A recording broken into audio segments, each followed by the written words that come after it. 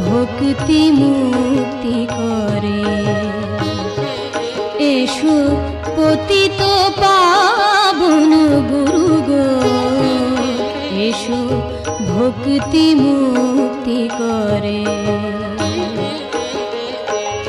এসো গো গুরু, বসো গো গুরু, থাকো হৃদয় করে।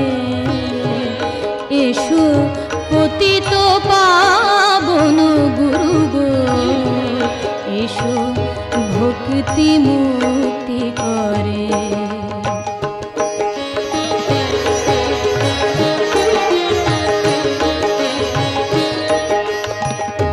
অজ্ঞান আধার ঘুচাই দাও গো, জ্ঞানাঞ্জন করো দান। তোমার প্রেম পুলকে ভাষাও হৃদয়, নাচিয়া উঠু প্রাণ।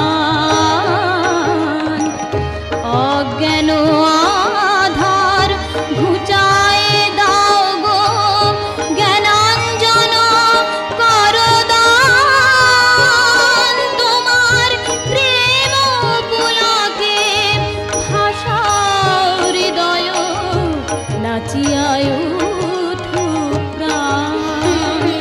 তুমি জ্যোতির্ময় হাসো গো, তুমি হৃদয় আকাশে ভাসো গো।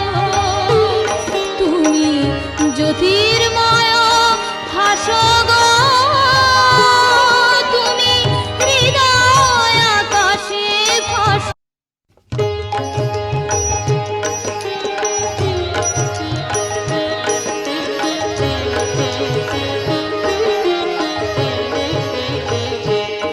এসো পতিত পাবন গুরু গো, এসো ভক্তি মুক্তি করে। এসো পতিত পাবন গুরু গো, এসো ভক্তি মুক্তি করে। এসো গো গুরু, বসো গো গুরু, থাকো হৃদয় করে। এসো পতিত পাবন গুরু গো, এসো ভক্তি মুক্তি করে।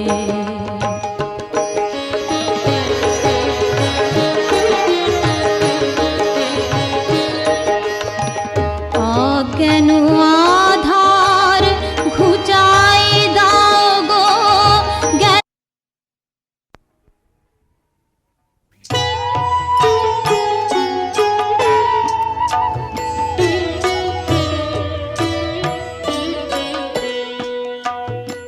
আমি বেদ বিধি ছাড়ি, বেদনা হারি, হরিনাম সদা গাই রে। বেদ বিধি ছাড়ি, বেদনা হারি, হরিনাম সদা গাই রে।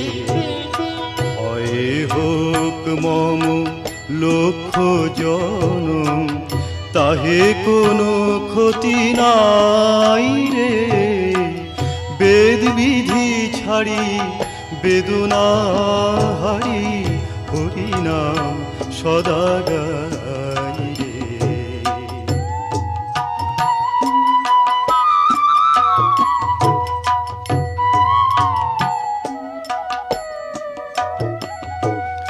ঘনাম্বু নিন্দিত শান্ত সুনীল, মূর্তি যেন ভুলি না পতিল। ঘনাম্বু নিন্দিত শান্ত সুনীল, মূর্তি যেন ভুলি না পতিল।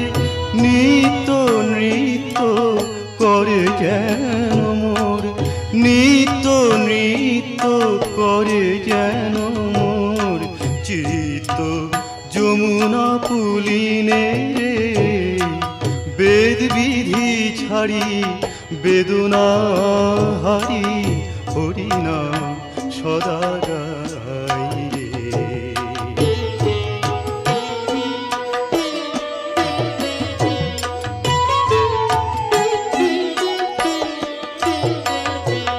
সন্ধ্যায় আমার বন্ধা হোক, তাহে নাহি কোনো শোক।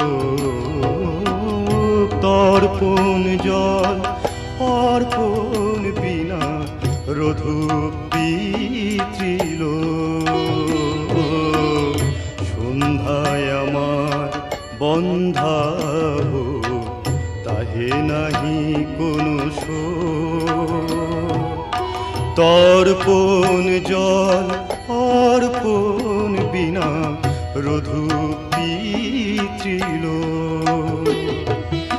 অসুখ জগতে নিন্দা খ্যাতি, তো সুখ রধুক স্বজন জ্ঞাতি। অসুখ জগতে নিন্দা খ্যাতি, তো সুখ রধুক স্বজন জ্ঞাতি। আমি কিছুতে বিমল ভাতি, আমি কিছুতে বিমল ভাতি ভুলিতে নারিব ভাই রে। বেদ বিধি ছাড়ি বেদনা হারি হরিনাম সদা গাই রে।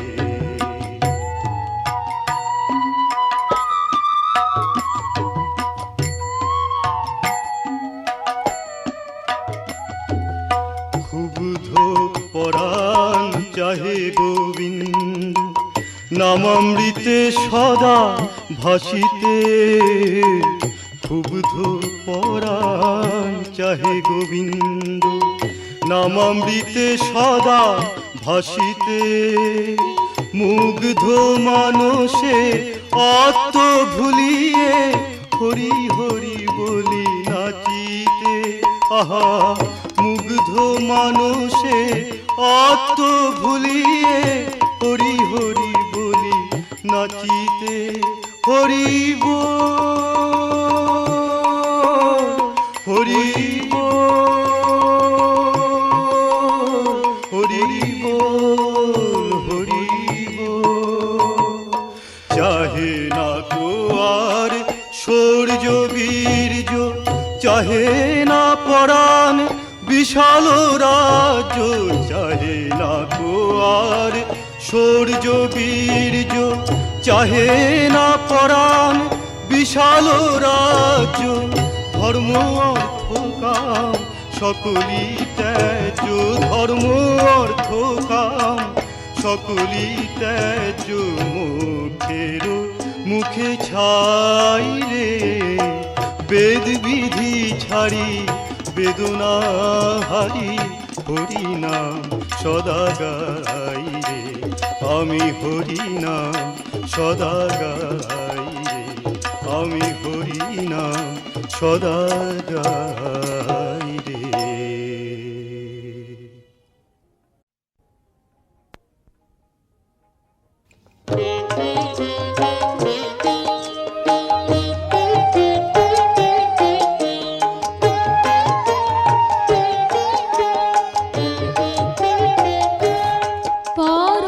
পরমেশ কে বা জানে মহিমা তোমার। পরমেশ কে বা জানে মহিমা তোমার।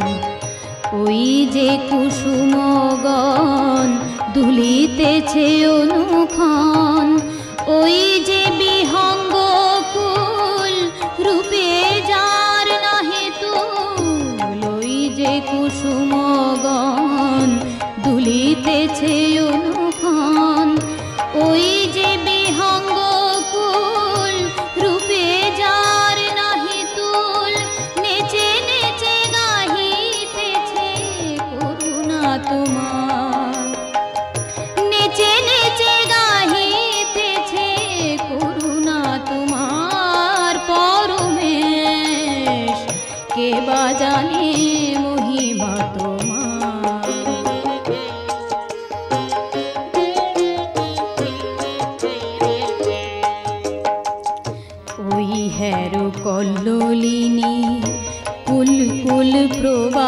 বাহিনী ওই হেরো কল্লোলিনী কুল কুল প্রবাহিনী কুলু শব্দে প্রক্ষালিছে চরণ তোমার কুলু শব্দে প্রক্ষালিছে চরণ তোমার জগতের যত প্রাণী তোমার শরমানি নমিতেছে সদা তারা চরণে তোমার জগতের যত প্রাণী তোমার শরমানি নমিতেছে সদা তারা চরণে তোমার পরমেশ কে বা জানে মহিমা তোমার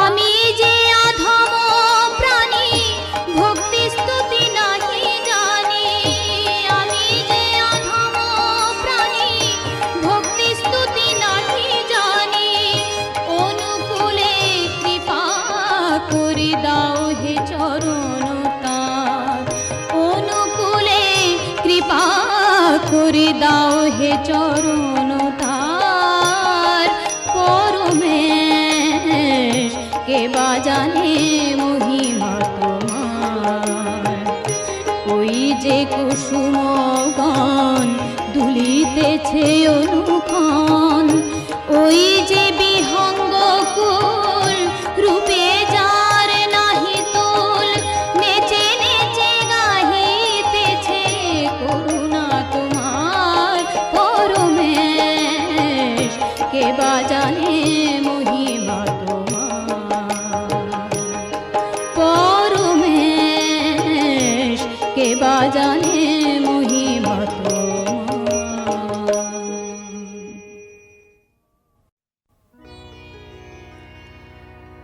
মা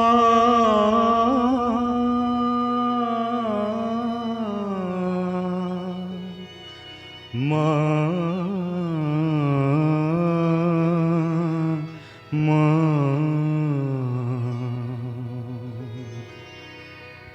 শ্রীপদ পঙ্কজ অলোক রঞ্জিত রক্ত কমল যেন শোভিছে শ্রীপদ পল্লব জগত দুর্লভ ভকত জন কৃপালোভিছে শ্রীপদ পঙ্কজ অলোক রঞ্জিত রক্ত কমল যেন শোভিছে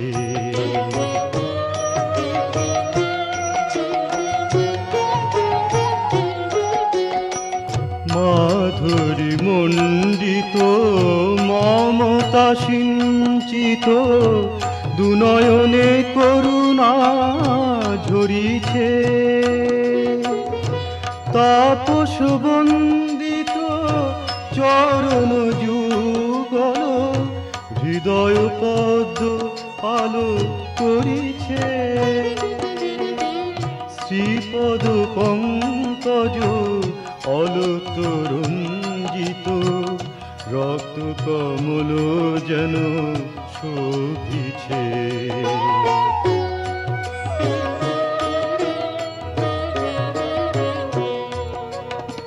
সফল জীবন সাধন পূজন দর্শনে হৃদয় ভরিছে রতন খচিত বসন ভূষণ শ্রীঅঙ্গে কত শোভা ধরিছে সীমন্ত সজ্জিত সিন্দুর চর্চিত সুন্দর রূপ সবে ফিরিছে বাতাস বাহিত সুগন্ধ সৌরভ ভুবন আমোদিত করিছে শ্রীপদ পঙ্কজ অলোক রঞ্জিত রক্ত কমল যেন শোভিছে।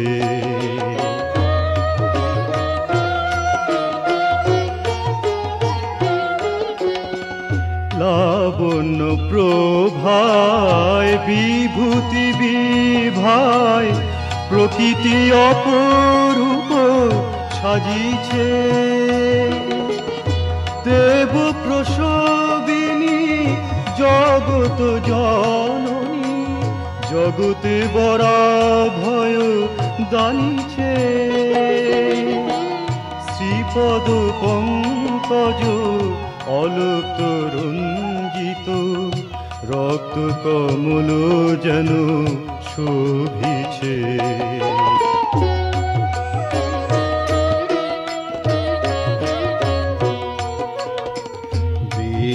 বিনানিন্দিত ভুবন বাঞ্ছিত কণ্ঠে মধুর ধ্বনি বাজিছে। অধম সন্তানে দয়া করো মাগো মা, মা মা। অধম সন্তানে দয়া করো মাগো, চরণ রেণু তবু যাচিছে। শ্রীপদ পঙ্কজ অলোক রঞ্জিত রক্ত কমল যেন শোভিছে। শ্রীপদ পল্লব জগত দুর্লভ ভকত জন কৃপালোভিছে। শ্রীপদ পঙ্কজ অলোক রঞ্জিত রক্ত কমল যেন শোভিছে।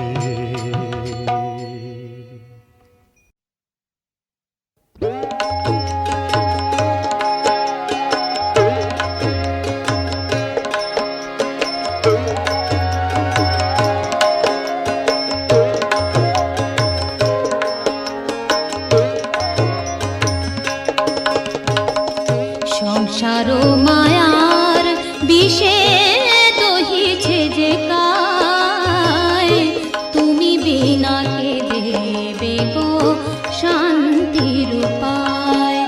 দয়াময়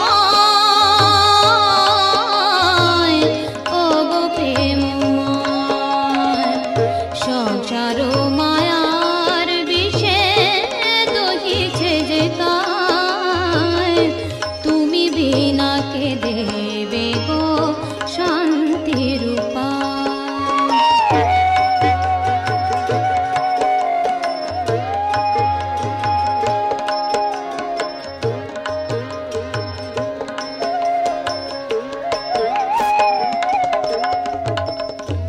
একলা রয়েছি না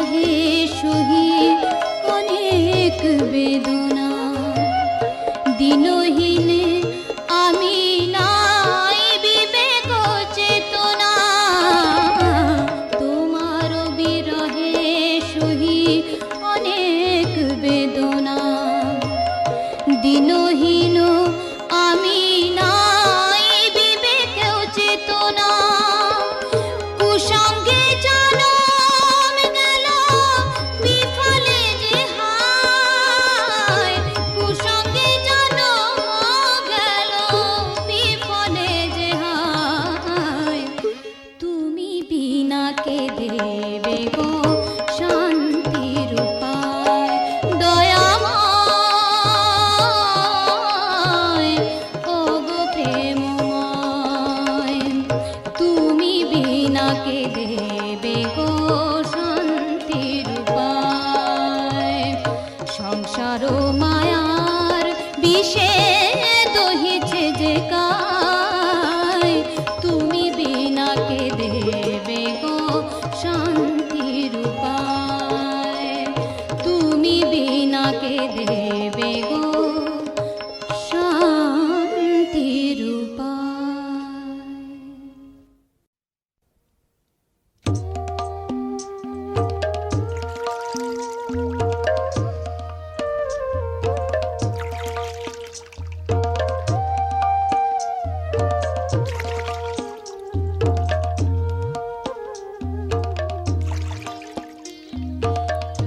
সুজন বন্ধুরে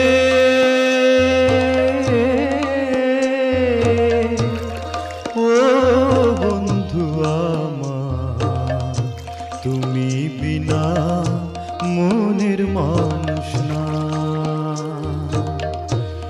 দিবানিশি তাই তো আমি তোমারই নাম গাই তুমি বিনা মনের মানুষ না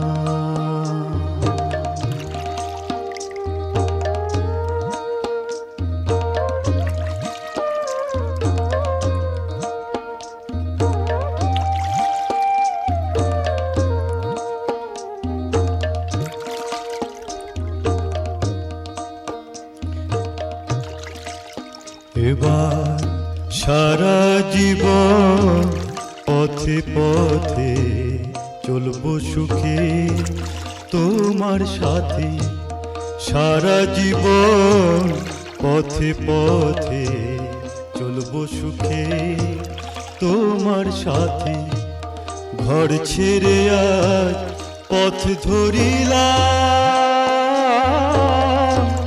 সেই আশাতে তার ওগো দয়া ঘর ছাড়িলাম তার আমার তুমি বিনা মনের মানুষ না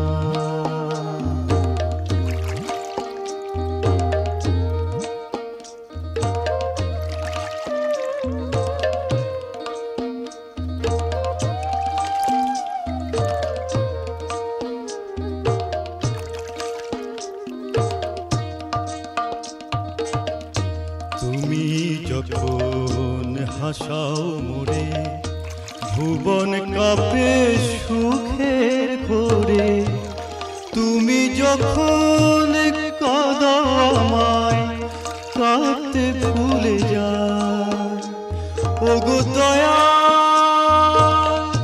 তোমার পায়ে চেয়ে চেয়ে কাঁদতে ভুলে যায় তুমি বিনা মনের মানুষ না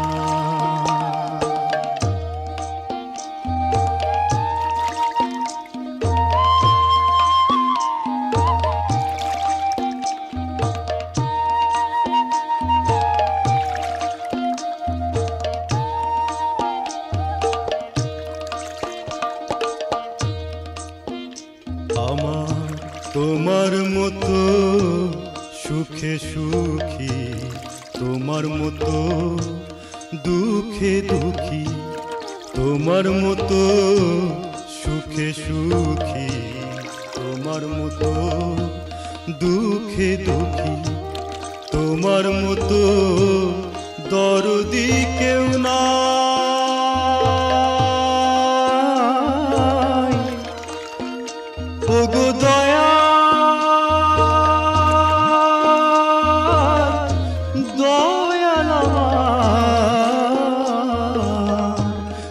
তোমার মতো দরদি কেউ না তুমি বিনা মনের মানুষ না দিবানিশি তাই তো আমি তোমারই নাম গাই তুমি বিনা মনের মানুষ না সুজন বন্ধুরে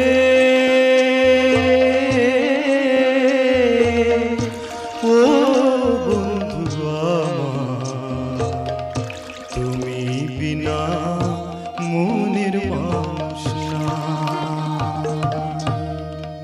আমার তুমি বিনা মনের মানুষ না আমার তুমি বিনা মনের মানুষ না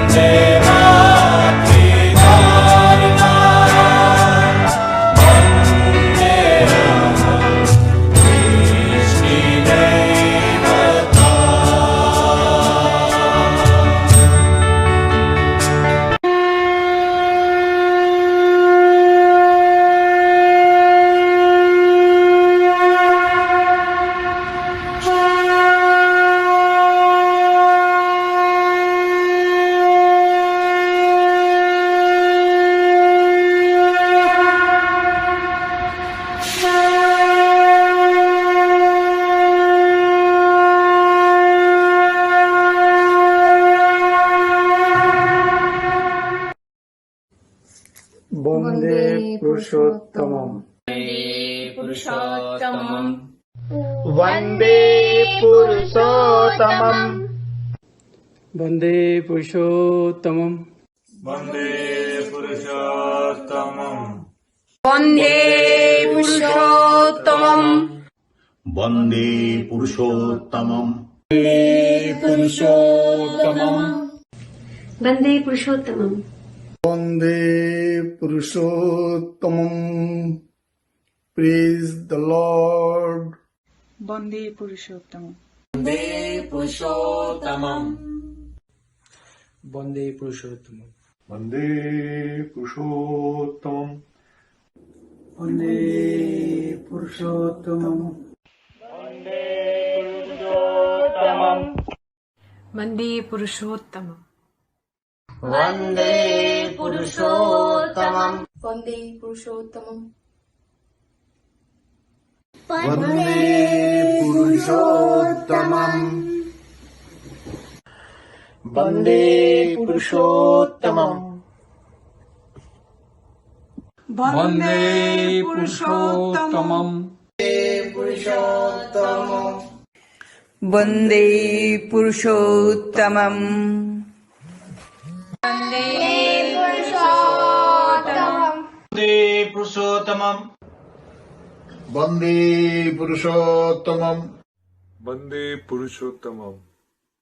वन्दे पुरुषोत्तमम् वन्दे पुरुषोत्तमम् वन्दे पुरुषोत्तमम्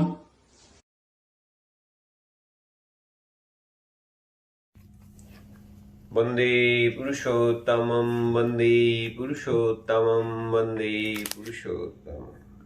Jai Guru.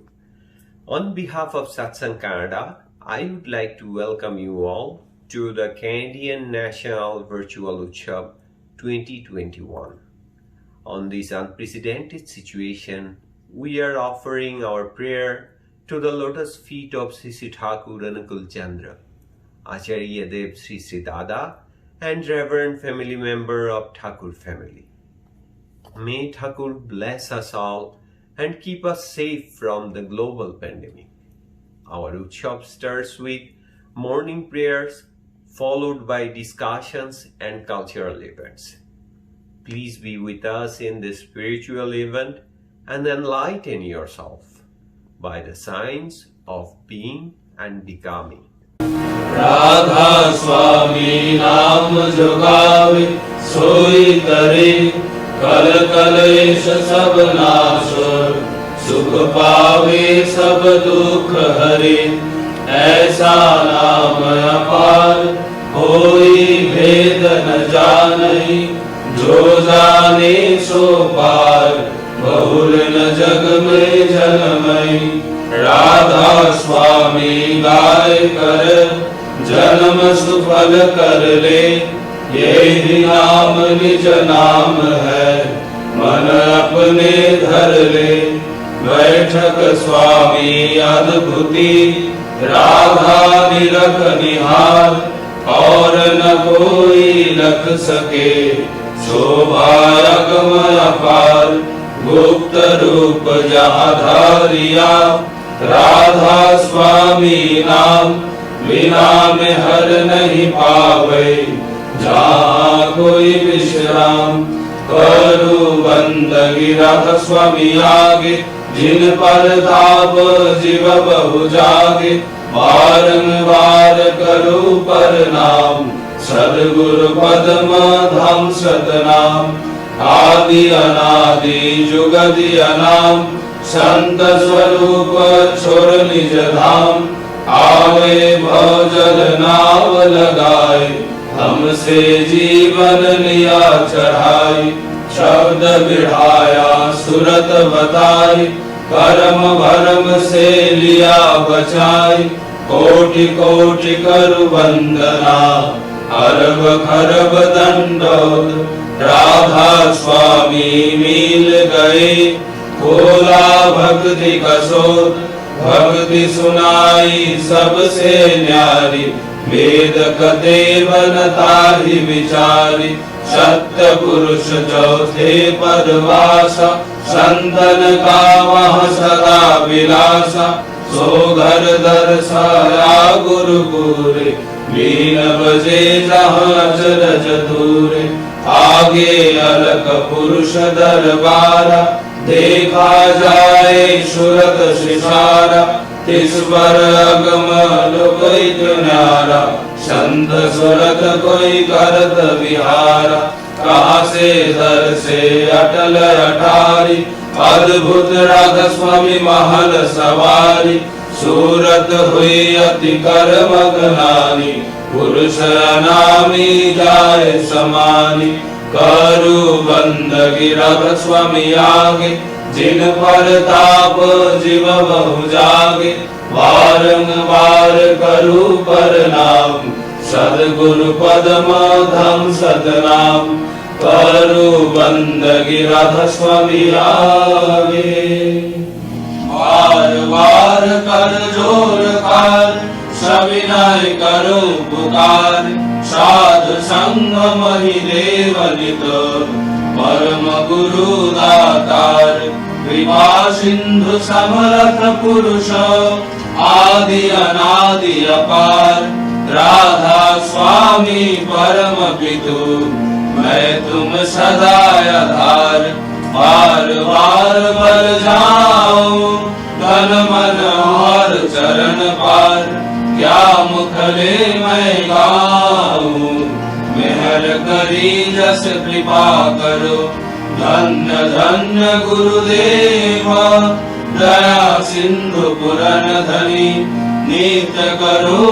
तुम सेवा अचल भक्ति महि देव प्रभु दीनय नाथ हाथ मयान कर अब राखो नित साथ दीन दयाल कृपा निधि काम क्रोध मद लोभ सब विधि अवगुण हार में प्रभु राखो मेरी लाज तुम द्वारे अब मैं बड़ा राधा स्वामी गुरु समर्थ तुम बिन और न दूसरा अब करो दया पर तगश तुम द्वारे विलंब क्यों दया करो मेरे साइया देहो प्रेम की दार दुख सुख कछु व्यापी नहीं छूटे सब उत्पाद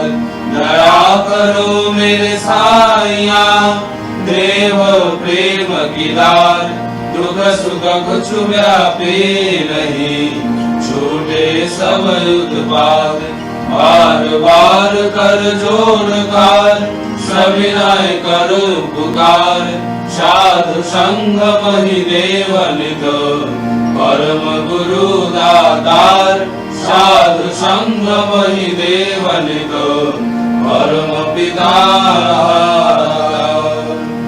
गुरु ब्रह्मा गुरु विष्णु गुरुदेव महेश्वर गुरुरेव परब्रह्म तस्मै श्री गुरवे नमः अखंड मंडलाकारं व्याप्तं येन चराचरं तत्पदं दर्शितं येन तस्मै श्री गुरवे नमः अज्ञानोदयन्तस्य ज्ञानाञ्जनशलाकया चक्षुरुन्मिलितं येन तस्मै श्री गुरवे नमः स्थावरजङ्गमं व्याप्तं येन कृष्णं चराचरं तत्पदं दर्शितं येन तस्मै श्री गुरवे नमः चिद्रूपेण परिव्याप्तं त्रैलोक्यं सचराचरं तत्पदं दर्शितं येन तस्मै श्री गुरवे नमः न गुरुरधिकं तत्त्वं न गुरुरधिकं तव तत्त्वज्ञानात् परं नास्ति तस्मै श्री गुरवे नमः मन्नाथो श्री जगन्नाथो मद्गुरु श्री जगद्गुरु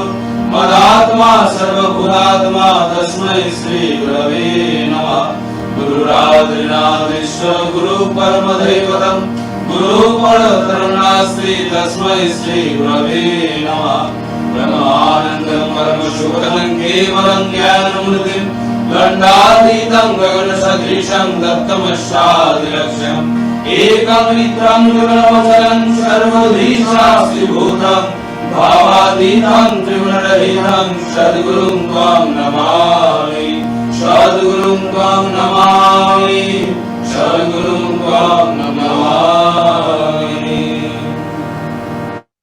जय राधे राधे कृष्ण कृष्ण गोविंद गोविंद बोलो रे जय राधे राधे कृष्ण कृष्ण गोविंद गोविंद बोलो रे जय राधे राधे कृष्ण कृष्ण गोविंद गोविंद बोलो रे जय राधे राधे कृष्ण कृष्ण गोविंद गोविंद बोलो रे राधे गोविंद गोविंद गोविंद गोविंद गोविंद गोविंद गोविंद गोविंद गोविंद बोले सदा डाको रे राधे गोविंद गोविंद गोविंद गोविंद गोविंद बोले सदा डाको रे जय राधे राधे कृष्ण कृष्ण गोविंद गोविंद बोलो रे जय राधे राधे कृष्ण कृष्ण गोविंद गोविंद बोलो रे ছাড়ো রে মন